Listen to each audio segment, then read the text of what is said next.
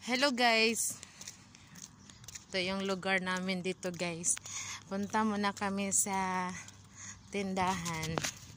Alam nyo guys, ang luma ng mga bahay dito guys. Walang mga bagong bahay. Kasi bihira na lang yung nakatira dito ng mga Arab.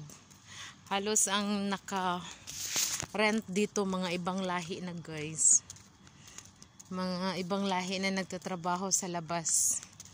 Yung mga Arab dito malis na. Nagkaroon na sila ng bagong bahay ng government na pabahay. O diba? شوفي هذا هو البطل سويس إيجار صح؟ واو يعني فلوس ملمن ما فلوس ملمن عاد نفر مال أول نفر من شيل بيت مال ولا يعني مو مال صافي؟ لا شوفي مسدسة بالجوب والله شوفي مني واحد باثنين وثلاثة باثنين. Thanks for watching guys. هذا السيارة صوت.